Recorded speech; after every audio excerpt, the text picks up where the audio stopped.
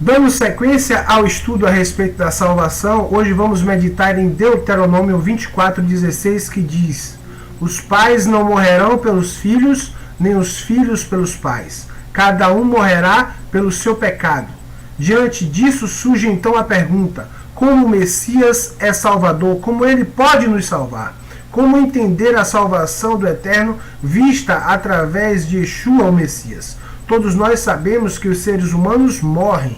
Bons ou maus, todos morrem. Os grandes homens de Deus morreram, e os mais perversos inimigos dos bons também morreram. Os que se declaram salvos ou os que se definem perdidos, todos morrem. O benefício da salvação não está na análise simplista de morrer ou não morrer, mas em um entendimento muito mais amplo do porquê morrer e ressuscitar. Veremos na sequência de nossos vídeos de estudo o porquê de todos nós precisarmos morrer em nossa condição material. Estudaremos também sobre a diferença entre a morte dos bons e dos maus. Entenderemos sobre a representatividade de Adão ao comer do fruto da árvore do conhecimento do bem e do mal, e as consequências que fizeram o Eterno nos impedir de comer do fruto da árvore da vida e termos vida eterna nesse mundo material. Mas por essas palavras iniciais você já pode perceber que Yeshua, Jesus, não é uma espécie de caixa 2 para a justiça de Deus. Ou seja, o que estamos tentando dizer é que a salvação vista em Yeshua não se trata de uma falcatrua, não se trata de manipulação da lei, da justiça de Deus em benefício de um culpado, de um criminoso. Acreditar que a salvação do Eterno apresentada em Yeshua, em Jesus, significa desconsideração ou brincadeira com a lei é entender errado a mensagem. Seguindo com a análise do texto de Deuteronômio 24:16, podemos perceber que cada indivíduo é responsável por suas escolhas livres. O que são escolhas livres? Escolhas livres são aquelas que fazemos tendo todas as condições inteligentes e justas necessárias para uma tomada de decisão perfeita. Ou seja, livres de influências que nos seguem, que nos manipulem ou que nos induzam ao erro através de engano que impeça a manifestação do livre-arbítrio. Sendo assim, nossas escolhas determinam quem somos e o que queremos continuar sendo. Em Ezequiel, capítulo 18, vemos uma abordagem ampla sobre esse fundamento da justiça do Eterno. E quem desejar ler pode perceber, vai perceber, que o Eterno não tem prazer na destruição de ninguém e deseja que todos se salvem. Quando estamos em um contexto adequado, somos responsáveis por nossas decisões. Mas quando estamos em um contexto desfavorável, um contexto de maldição, onde fatores necessários às justas decisões nos é retirado ou omitido, nos tornamos incapazes e a liberdade verdadeira se torna ameaçada. E por vezes somos escravos de nossa própria realidade débil. Em Jeremias 31:29, as Escrituras dizem: naqueles dias nunca mais dirão, os pais comeram uvas verdes e os dentes dos filhos se tornaram ásperos, mas cada um morrerá pela sua iniquidade. De todo o homem que comer as uvas verdes, os dentes se tornarão ásperos. Diante do que vimos até aqui, percebemos que somos responsáveis pelas nossas escolhas e decisões. Mas para que essa responsabilização seja justa, precisamos ter condições verdadeiras para manifestarmos nosso livre-arbítrio. E um contexto viciado não possibilita isso. O que estamos tentando dizer para você, querido irmão, é que você será cobrado dentro dos limites justos da capacidade e das condições que você tem de fazer o bem. O Eterno não cobra o que não podemos fazer, mas o bem que podemos fazer, Ele certamente vai nos requerer, e sobre essas condições é que seremos julgados. Estejamos onde estivermos, sejamos membro de seu povo ou estrangeiro de distâncias longínquas em espaço ou no tempo. Saberemos que a mentira tem perna curta, mas o erro, que é algo muito mais perverso que a mentira, pode trazer estragos gigantescos, pois ele nos distancia da verdade. Muitas pessoas entre as nações da terra e até mesmo entre aqueles que pertencem ao povo de Deus foram amaldiçoados por pecados cometidos por seus antepassados. Nasceram em um contexto desfavorável a uma tomada de decisão justa em diversos aspectos da vida, e por isso muitos erram por não conhecerem a verdade e ou se apresentam problemáticos por não terem condições de praticá-la. E em seus contextos inadequados erram, seguem errando, julgando mal, matando e morrendo. Portanto, precisamos diferenciar uma vida maldita de uma vida maligna. Os israelitas observavam isso e se questionavam diante de Deus. Muitas vezes os pecadores que causam os desvios não sofrem os danos que uma geração posterior, induzida pelos seus erros, acaba por sofrer. Diante desse questionamento, o Senhor mostra que Ele é justo quando cobra as maldições nos filhos, mesmo que estes não sejam os autores iniciais do desvio. Os israelitas observavam isso e se questionavam diante de Deus. Muitas vezes os pecadores que causam os desvios não sofrem os danos que uma geração posterior, induzida pelos seus erros, acaba por sofrer. Diante desse questionamento, o Senhor mostra que Ele é justo quando cobra as maldições nos filhos, mesmo que estes não sejam os autores iniciais dos desvios, da rebeldia à lei divina. Deus nos orienta que não é a lei que precisa mudar, e sim os pecadores que precisam se converter de seus desvios. A conversão produz livramento, mas a insistência no erro produz condenação, castigo cada vez maior e pior ao se avolumar o erro. Sendo assim, não é a lei que é injusta, mas a relação das pessoas com a lei que produz a injustiça, e esta precisa ser cobrada e combatida. Não podemos achar que a lei só é justa quando nos abençoa com a herança bendita de nossos antepassados.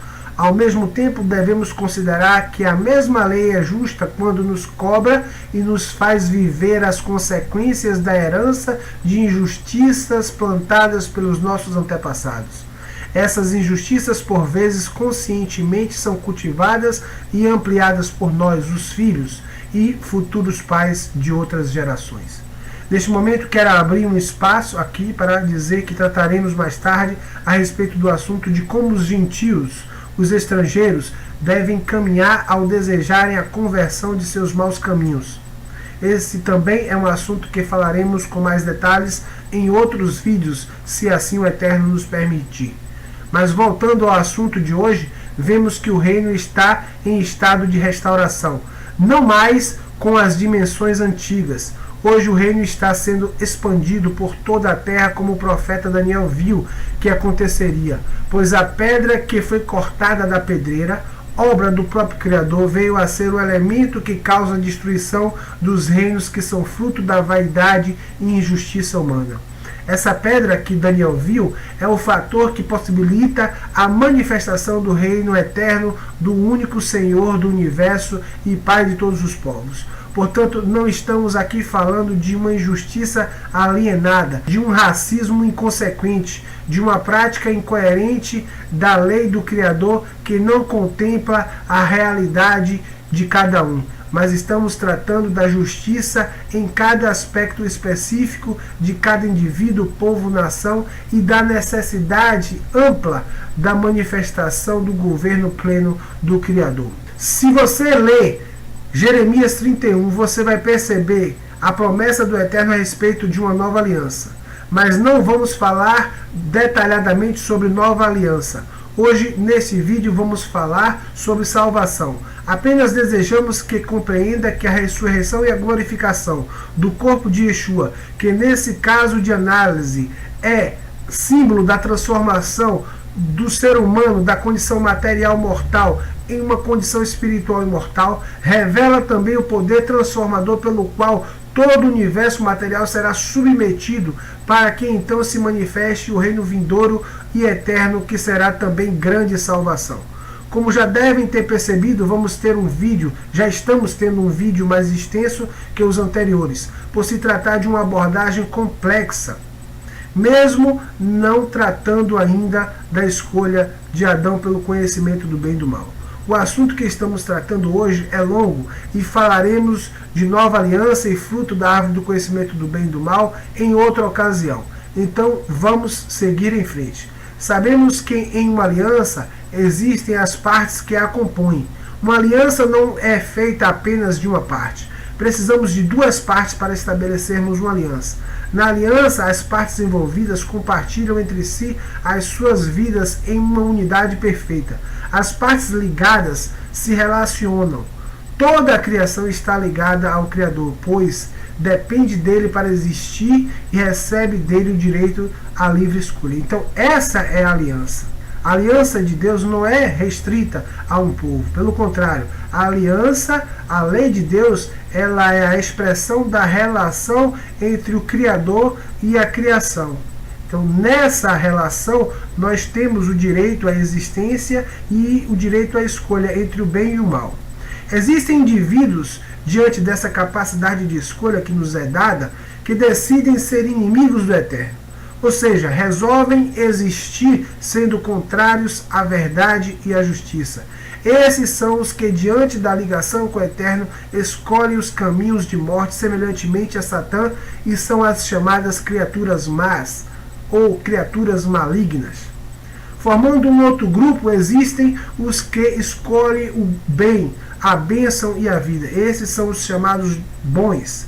E na vida desses também existe erros, pecados, dores e morte. Não é só maravilha, não é o mundo da fantasia.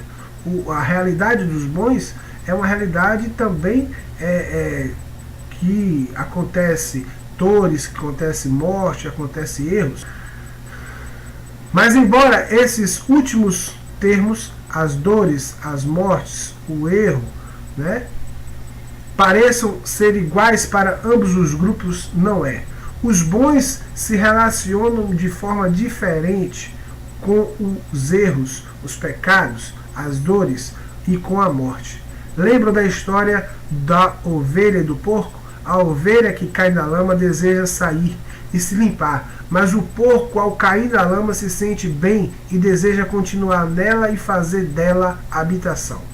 Essa é um simples exemplo figurativo para entendermos a diferença da relação que os bons e os maus possuem com o pecado, ou com o direito de escolha. Os bons sabem que precisam andar com suas próprias pernas. Devem ser pessoas capazes e não marionetes do Criador. Inclusive, o Criador não aceita marionetes, porque ele nos criou com competência para sermos seres independentes dentro da nossa condição de criatura. Então, nós somos responsáveis pelas nossas decisões e devemos tomar decisões em condições de responsabilidade e não como marionetes. Nós somos responsáveis pelos nossos próprios atos. Através da capacidade que lhes foi concedida, os bons são parceiros de Deus na construção da vida no mundo, e os maus são divergentes, opositores por livre e espontânea vontade, servindo os seus erros apenas de testemunho eterno de que a verdade é o melhor caminho da existência para todos, e não a insistência na mentira e no erro. Nessa condição de parceria, as minhas impossibilidades diante da lei revelam-me a verdade de minha condição de criatura. Como criatura, minha existência é plenamente suprida pela capacidade de Deus, o qual, além de parceiro na aliança, é o criador e mantenedor da aliança e de todos os seus fatores. Meu erro não prejudica apenas a mim. Meu erro prejudica toda a aliança em uma realidade sistêmica de perfeição. Meu erro só não afeta o Criador em sua autossuficiência. Muitas consequências provocadas pelos meus erros podem não vir nos dias da minha existência, afetando assim apenas as gerações seguintes. Dessa forma, as maldições nos revelam que os pais comem uvas verdes e em muitos casos são os dentes dos filhos que sofrem danos. Salvação é muito mais que apenas o perdão de pecados. Perdoar pecados não é sinônimo de banalização da lei. Existem diferentes tipos de pecados. Existem pecados que, mesmo arrependidos, ainda assim seremos condenados às penas descritas na lei. E existem outros pecados que o simples perdão já resolve todas as exigências da lei. A salvação fala de ações de Deus muito além do simplório entendimento acerca de perdão de pecados. Portanto, a lei, a instrução da relação do Criador com a criação, a aliança, ao apresentar as minhas limitações e mazelas, também revela possibilidades justas de salvação na capacidade infinita do Eterno. Não estou dizendo que banalizaremos os princípios da lei, fazendo pedra virar pão ou nos jogando de alturas para que o Senhor manifeste a sua salvação. Não, não é isso. Assim entendemos que Yeshua, Jesus, não anula a lei, mas revela que na lei há salvação através de sua pessoa, sendo o representante do Eterno, aquele que pode salvar, ou seja, ele é o ungido Salvador. O que é bem diferente da graça que não tem graça, ou seja, da desgraça que muitos andam pregando por aí, onde podemos viver uma vida alienada, que ainda assim seremos salvos, como em um passe de mágica. Essa ideia é errada. Seremos salvos se tivermos na aliança compromisso com a referente escolha do bem. Se amarmos o mal, se no íntimo de nosso ser tivermos paixão escondida pelo mal, não poderemos ser considerados como justos ou semelhante aos justos, merecendo assim o socorro do Eterno em favor daqueles que são justos. A graça que aceita tudo não é a graça verdadeira. É um entendimento errado sobre a salvação pensar que Yeshua, Jesus, morreu como um modo de burlar a justiça de Deus, como um modo de anular a justiça de Deus. Na verdade, ele morreu como um Marte que gasta a sua vida sem reservas em favor de seu povo. E muito mais do que isso, a morte dele também e também a sua ressurreição são a forma como o Eterno revela a sua salvação para todos os que se arrependem diante de qualquer pecado. Se a vergonha e a dor não é uma fantasia na vida do justo, também não será na vida do injusto. Todos precisam ter a lei cumprida. A justiça precisa se cumprir na vida de todos, sejam bons ou maus. Ele é símbolo da salvação para os bons, e calado não revida quando o amaldiçoamos, pois nos amou e nos ama, e não deseja nos perder. Pelo contrário, ele realizou e realiza um trabalho maravilhoso que possibilita a nossa conversão. Diante de tanta capacidade de demonstração de amor verdadeiro, ele nos constrange e nos desperta a conversão. E assim revela um enorme poder que é o de ser salvador e não simplesmente o de ser um mero justiceiro. Assim vemos que a bênção da misericórdia de Deus se revela em aspecto máximo, e ele é a expressão da salvação para os bons e de condenação para os maus, pois nele vemos a bênção e a maldição sendo reveladas. Aos bons ele cheira como perfume de vida, e aos maus ele cheira como ele tem cheiro de morte, como dizem as Escrituras. Pois ao passo que seu excelso amor converte e motiva os bons, para os maus acontece o oposto. Esse amor é considerado como um elemento de mais inveja, os induzindo à insistência em seus erros de forma muito mais intensa, como a que fez Faraó nos dias em que Moisés recebeu ordem para libertar Israel da escravidão do Egito. Se o Egito antigo, Sodoma ou Gomorra, na eternidade se arrependem de seus atos malignos, passam a ter direito à salvação. Mas se não se arrependem e insistem em serem maus, rebeldes como foram aqui no universo material, nos dias antigos, certamente que serão castigados e separados como foram aqui na terra. Tudo é uma questão de escolha, pois o pecado que não tem salvação é o pecado contra o Espírito de Deus, ou seja, é o erro de nos tornarmos contra o agir de Deus em nossas vidas, que busca nos converter dos maus caminhos. Se insistirmos em recusar a ajuda de Deus para a conversão a uma vida de justiça, nesse caso não haverá quem possa nos forçar a uma conversão. No Messias, vemos que a salvação não se trata de qualquer tentativa de burlar a lei de Deus. E por isso nós mesmos, ligados a Ele, ainda sofremos as consequências dos nossos erros. Por isso que entender a obra da salvação é fundamental para uma fé sadia e não ficar vivendo de ilusão fruto de infantilidades ou malícia de enganadores. Em Yeshua, em Jesus, vemos todos os bons e os maus. Na vida dele vemos as ações dos bons e dos maus. Os que, sendo justos, vivem sofrendo injustiças, como se fossem malditos. Nós o considerávamos maldito, como diz o profeta Isaías no capítulo 53 de seu livro. E nele vemos também todos os que, por falhas próprias, se tornaram malditos por práticas conscientes. Aqui vemos a diferença entre os bons e os maus.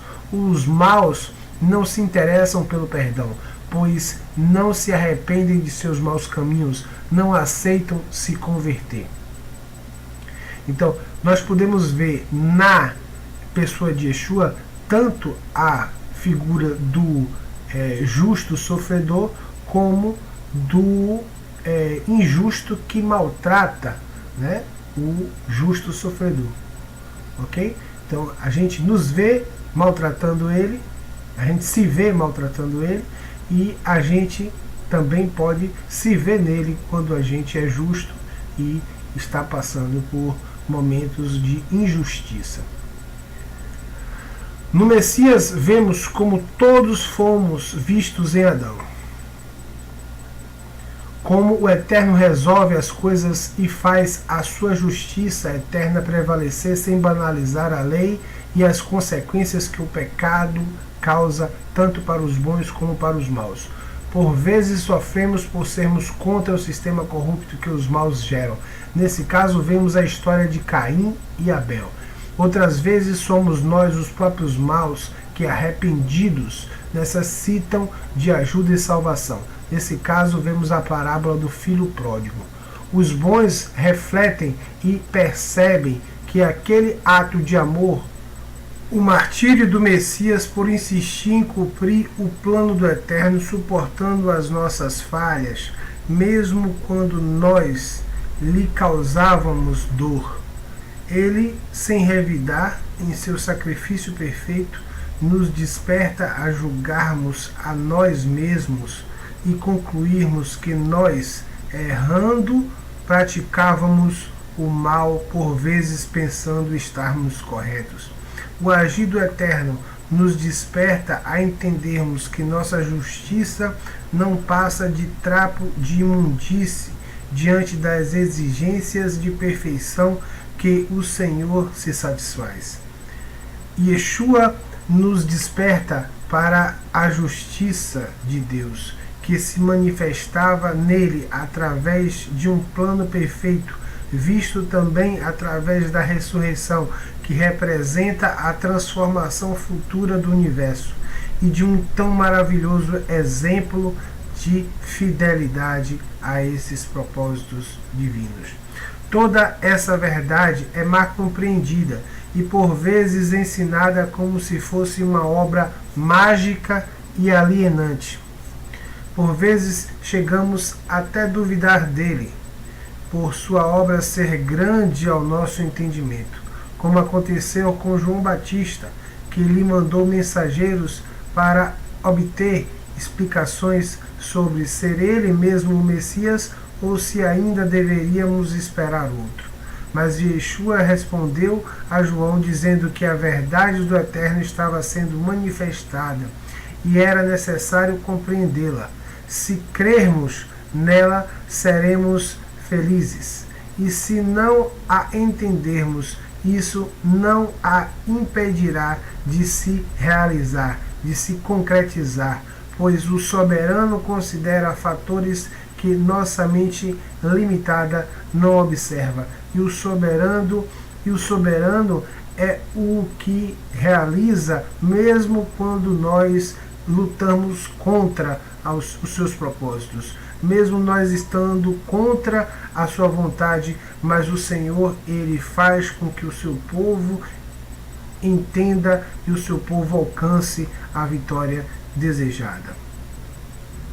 Ele vencerá em todos os tempos, não apenas para si, mas para que todos nós vençamos também. Se hoje as dificuldades que nos cercam nos impedem de enxergarmos com clareza a verdade de Deus, em um futuro bem próximo entenderemos melhor essa maravilhosa mensagem de salvação. Obrigado pela atenção e em um próximo vídeo estudaremos mais sobre esse tema.